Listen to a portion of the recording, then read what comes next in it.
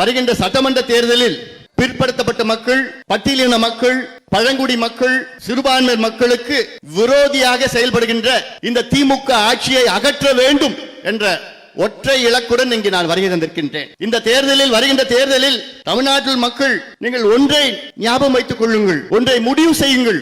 யார் வர வேண்டும் என்பதை விட யார் வரக்கூடாது என்ற முடிவை நீங்கள் ஏற்றுக்கொள்ளுங்கள். யார் வரக்கூடாது? யார் வரக்கூடாது? திமுக வரக்கூடாது. திமுக வரக்கூடாது. அவர்களுக்கு நீங்கள் கடந்த தேர்தலிலே வாய்ப்பு கொடுத்து விட்டீர்கள். கடந்த தேர்தலில் மட்டும் கிடையாது, கடந்த 3 தேர்தலிலும் அவர்களுக்கு வாய்ப்பு கொடுத்தீர்கள். ஞாபகம் வச்சுக்க. நீங்க 2019 நாடாளுமன்ற தேர்தலில் மிகப்பெரிய வெற்றியை கொடுத்தீர்கள் அவர்களுக்கு. 2021 சட்டமன்ற தேர்தலில் மிகப்பெரிய வெற்றியை கொடுத்தீர்கள் அவர்களுக்கு. 2024 நாடாளுமன்ற தேர்தலில் மிகப்பெரிய வெற்றியை கொடுத்தீர்கள். ஆக 3 தேர்தலிலும் திமுகவுக்கு வாக்களித்து அவர்களை வெற்றி பெற வைத்தீர்கள் நீங்கள். ஆனால் உங்களுக்கு கிடைத்தது என்ன? வெறும் ஏமாற்றம் தான். உங்களுக்கு கிடைத்தது என்ன?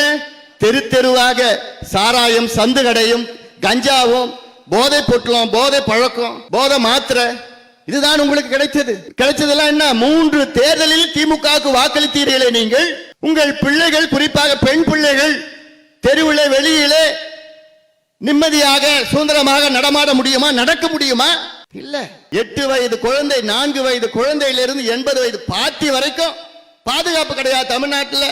ஆனால் நீங்கள், தமிழக மக்கள், 3 தேர்தலிலும் அவர்களுக்கு வாக்களித்தீர்கள். அந்த தவறை தயவு செய்து நான் கேட்டுக்கொள்கின்றேன். வருகின்ற சட்டமன்ற தேர்தலிலும் அந்த தவறை தயவு செய்து செய்யாதீர்கள். 3 தேர்தல், 2019 நாடாளுமன்ற தேர்தலிலே 40க்கு 39 வெற்றியை கொடுத்தீர்கள். 2000 சட்டமன்ற தேர்தலிலே 2021 சட்டமன்ற தேர்தலிலே ஆட்சிக்கு அவர்களை கொண்டு வந்தீர்கள். 2024 நாடாளுமன்ற தேர்தலிலே 40க்கு 40 அவர்களுக்கு கொடுத்தீர்களே. என்ன நிலை தமிழ்நாடு இன்னைக்கு?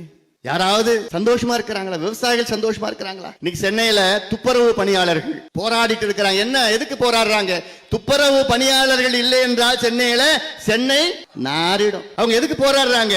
எங்களுக்கு வேலை வேணும்யா. நாங்க 15-20 வருஷமா நாங்க உங்க குப்பையெல்லாம் நாங்க அள்ளணுமே. நான் அங்க போறப்போ, சென்னையில போறப்போ, கிட்டத்தட்ட நான் ப்ரோக்ராம் முடிச்சிட்டு நான் இங்க ஊர்ல 2 மணி 3 மணிக்கு நான் பாக்குறப்போ பார்த்தா சுத்தி பெருக்கிட்டு இருப்பாங்க, சுத்தம் படுத்திட்டு இருப்பாங்க. அவங்க சென்னையை பெருக்கி சுத்தம் படுத்தலன்னா சென்னையில நாங்க நடமாட முடியுமா? யாராவது? கிட்டத்தட்ட 5000 பேர் 15 ஆண்டுகள் 20 ஆண்டுகள் பணியாற்றி இன்னைக்கு என்ன பண்ணிட்டாங்க? நீ வீட்டுக்கு போ, முடிஞ்சு போச்சு, உனக்கு வேலை இல்லை. ஆனால் இதே ஸ்டாலின் அவர்கள் தேர்தலுக்கு முன்பு நாங்கள் ஆட்சிக்கு வந்தவுடன் இந்த துப்புரவு பணியாளர்களுடைய நிலையை, அவருடைய பணியை நிரந்தரப்படுத்துவோம் என்று ஒரு பொய்யான வாக்குறுதி கொடுத்து